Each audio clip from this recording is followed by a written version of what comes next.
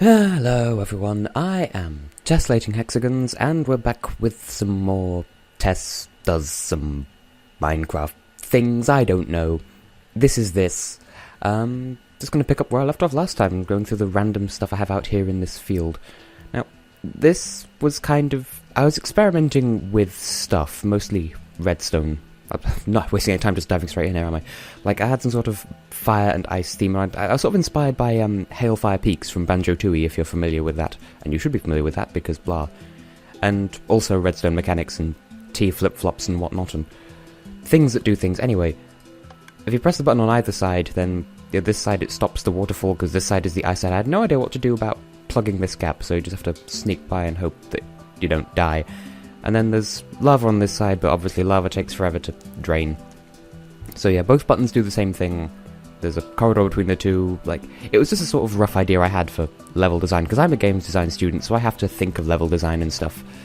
But yeah, there's a piston up there on both sides that... Yeah, there's a lava source block in there and a water source block in the other side. You can see how it works. There's lava falls and waterfalls and ideas. I have no idea how to implement them into things. That I'll get to in a moment. This is a thing, this thing here. Not really sure how to describe it, because it's hideous from the outside, and on the inside it's kind of, like, you can kind of see what it is, if you know what it is. Like, I tried making a replica of the Nookling Emporium, the biggest possible shop from Animal Crossing New Leaf. And so we have the gardening section, the cashlog thing, the thing with the tills that no one uses because they're just part of the background, the bits with the stuff I can word so brilliantly this evening, like the tools and the stationery and whatever, and the music. And then I sort of came unstuck with the stairs, because I tried building actual stairs, but I just could not get it to work, so I just used command blocks to teleport, and the only downside is you're always facing the wrong way. If you go in facing this way, you'll come out facing backwards, kind of. Like if you face the way you're going, then when it teleports you, you'll be facing the way you were just going, which means you'll have your back to your destination, which is like going up some stairs forwards and then going up the rest of the stairs backwards. Anyway, this is the second floor with the stuff, the furniture things. I've been waiting over a year in like a year and a half Animal Crossing game to get one of those LED signpost thingies. You see them in Ica Village, ones with the escape sign on, where like they take up not the wall ones, but the floor ones. Like, I've been waiting ages to get one of those, and they just have not been turning up in my shop. But that aside, Gracie Grace, I redesigned this a couple of times because I wasn't sure how like the floor spaces worked out, and like, it's definitely not a perfect recreation, but it's decent, I want to say. And also these black bits again, the black clay represents nothingness or just generally being out of bounds, and that's why the back of this kind of looks like a divide sign, because that's where the command blocks are. And these I just randomly made hourglass shapes and filled one with water and the other with sand, because water flows in this game, but you put sand in a sand timer, and that's how that works. And like this, if you've followed me on Twitter for a while, you recognise this is the platform where I did the Armenian flag for the hashtag #MyEurovision flag thing.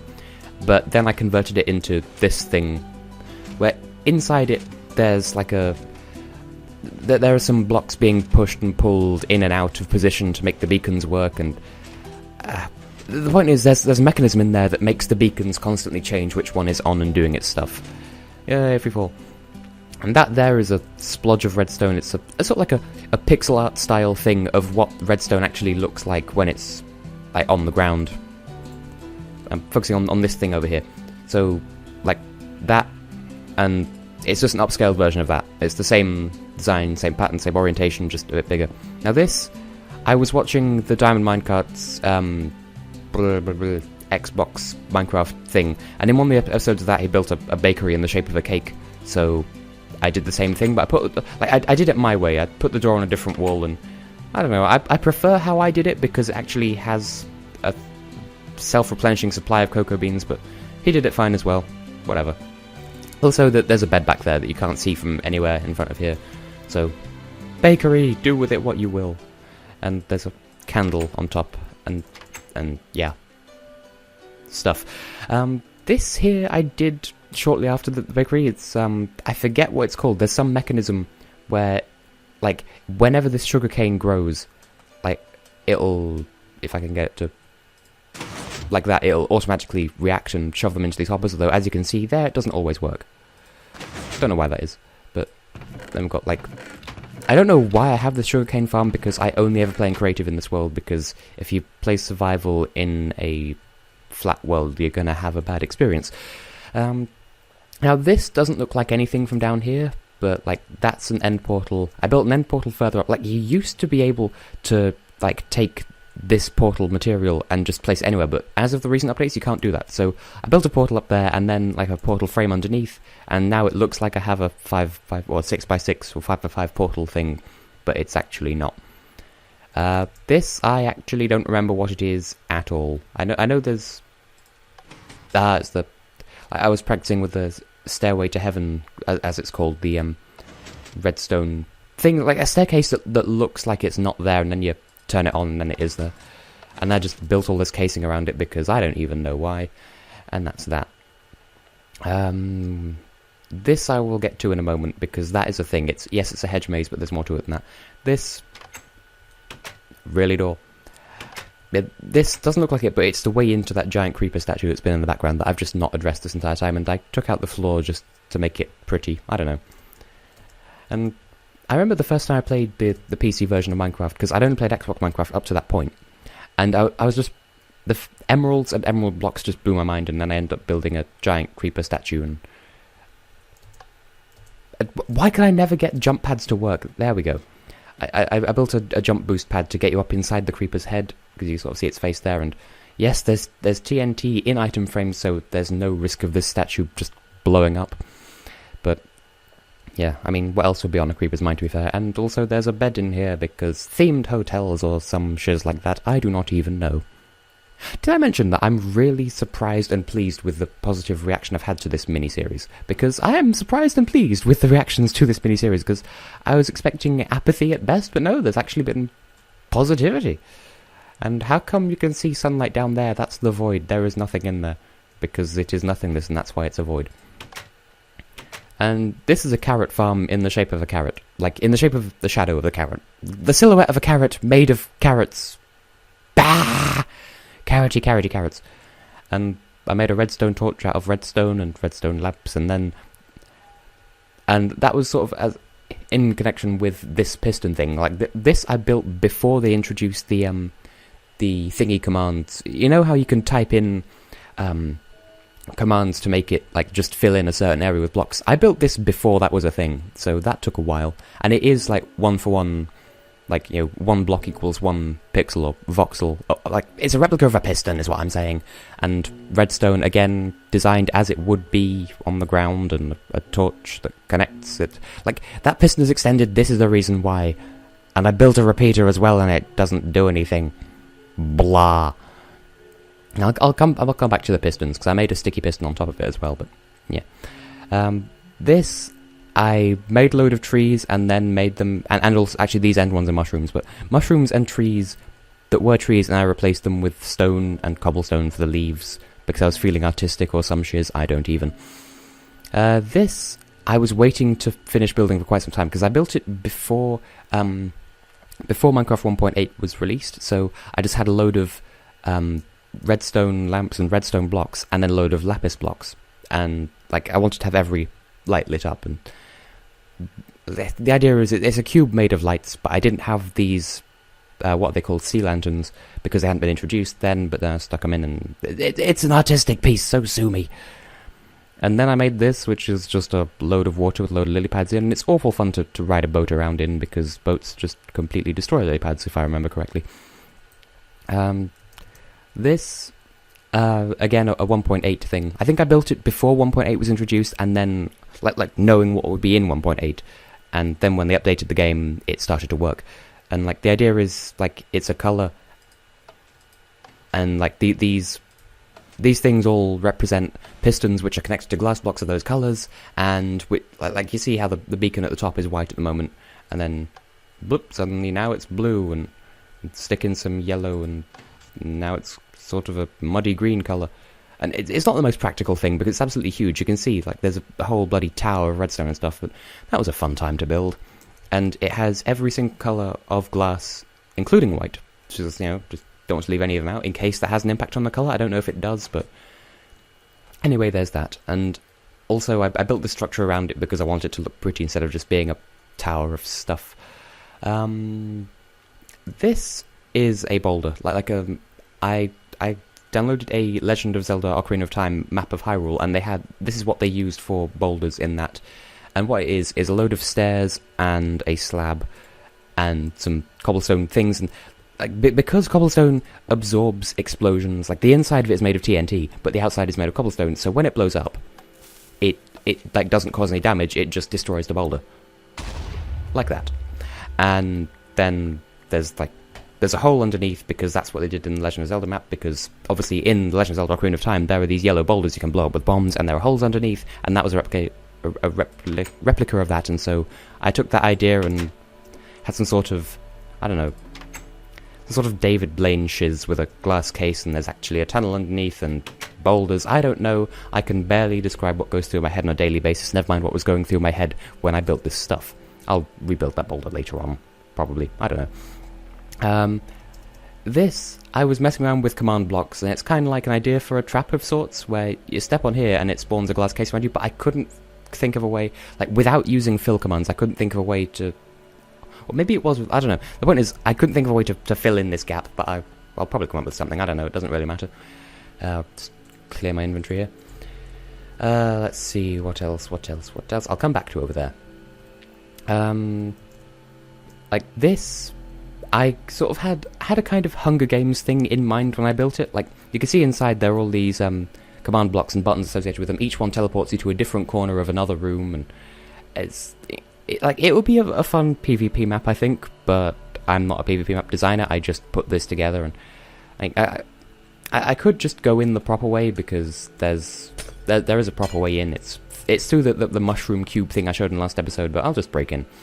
Because who was it that said who needs a key or break? I get the feeling that was Rage Against the Machine, I'm not sure, but anyway, each command block like teleports you to somewhere else, and then somewhere else again, and there's one of them, yeah, it's this one, where there's like a trap block which takes you to underneath the yellow bit, where you sort of like a mini parkour challenge, and yeah, and then you, like, if you were actually doing PvP on this map and you went down there, you could just stay where you are and you'd probably be okay, but if someone else ends up down there, then you're both probably going to die. And you can sort of see the level design in there, because the level design is real. I'm a member of the Illuminati.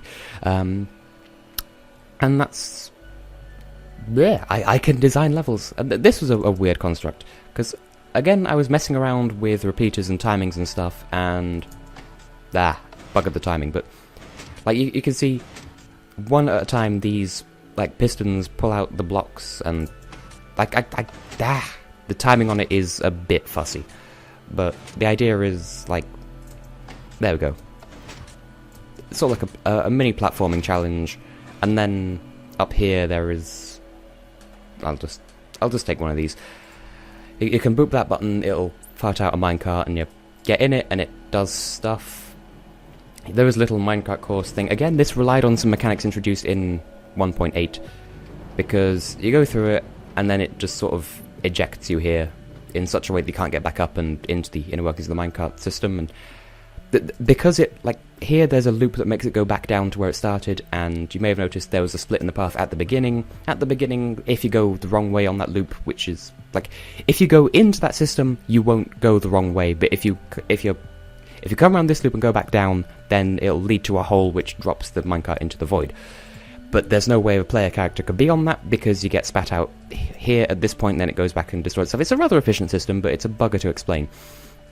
And then you just sort of emerge here, and all is happy and yum. Where should I go now? This rainbow thing, I was going to address this at some point, because I was talking to Europe Scalo 8, and yeah. Again, this is me messing around with the coloured beacons, where it's something like red and orange and yellow, just yellow and light green and dark green. It's like just all the combinations of colours in the form of a rainbow, in front of a rainbow I'd already built. And then, like, this, I wanted to have as some sort of trap, like if you come down here, then the pistons come up and block you from getting back out, except you can actually get out. So, if I do it with regular pistons, that's the only way I could get to make it work. Like, I wanted it to be a trap, and then the only way out is to jump down there, which is death. So the rainbow is actually death. Smiley face. What's next? This, when I found out how daylight sensors work in 1.8, because they changed it, it's sort of like a clock thing, because now, according to the hour of the day in Minecraft, it'll produce a redstone signal that travels however many blocks, and then when it's set to night mode, which is this one, it does the reverse. So the brighter the light, the less of a signal it emits. That's that. This I don't remember at all. I do not remember what this is. Oh, it's a slime block trampoline. Doesn't work brilliantly, but it is fun. So, like, sometimes it doesn't work, sometimes it does. This, I don't remember. I'm pretty sure on one of the sides it has a load of paintings that spell the word art, but I think I got rid of that because it was dumb. So, yeah. And it's not just because it's a giant block of bricks. It's this sort of thing where, again, it is an art piece, I will say that. Like, it's got a load of anvils and torches and this, and then this is supposed to be a mirror, and on the other side of the mirror you got redstone torches which don't give out as much light, and a dead bush and dirt and a bunch of cracked anvils, and it's an artistic piece, doesn't really mean anything, and the walls are made of mossy and cracked bricks instead of just decent bricks. That's, like I said, it's an art piece, it's not meant to make a fat lot of sense. And I'm running out of time for this episode, which is a shame because there's so much more stuff I want to show off. So apparently I'm going to have to leave the generated terrain world for a different video. So if you approve of this video, then I will make another one showing that off. But for the moment, this was a construct that I borrowed from a guy called Mumbo Jumbo, who does redstone mechanic videos elsewhere on the YouTubes, and it opens, you can walk through, and then it closes behind you, and it looks like teeth. That's all there is to that, really. Now, what else is there to show off? Right, there's this stuff over here, which I was going to show off this episode, but I've sort of run out of time. So I'll cover that in the next video. That much I promise. This stuff will be in the next video. Let's see. This tree I can show off quickly, because that's a tree. That house thing is going to have to wait. The hedge maze is going to have to wait. Anyway, this bunch of vines designed to slow you down. You can stand in here. You can stand in here. There's a ladder up there, and like this bit of the floor is on a piston, and the piston is connected to this switch over here. And I think the only way of holding that thing down is to shoot an arrow into it, because that's how wooden pistons work. Wooden switches work, rather. But then, like, it closes up, so you have to shoot an arrow from in here to, hold that switch down so you can get up to that ladder. And obviously all the vines get in your way, it impairs your vision. But there's not really anything of note up here. If I can I fly, please? There's just beds, and there was cake, but the cake appears to have disappeared. So the cake, for argument's sake, is a bit of a lie at the moment. Also, you can hear the minecart thing with the note blocks that I showed off last episode. That is also a thing. Yeah, the houses can wait till next episode. The hedge maze can wait. You can see the inside of the creeper's head because it hasn't spawned for some reason. Also, I made a little sheep farm with every colour of sheep. Plus, if you name a sheep, what is it? Jeb underscore, then it'll be a rainbow sheep, but it only gives white wool, I think. But there you go, there's a little sheep farm with every colour of sheep, and all of their associated wools. I think that's everything that I can squeeze into this episode. So, yeah. Okay, in the next episode, pistons, hedge maze, other stuff. So, yeah, I have been able to continue to be Tessellating Hexagons, and I will, well, see you in the next episode, and, I hope you continue to enjoy this mini-series.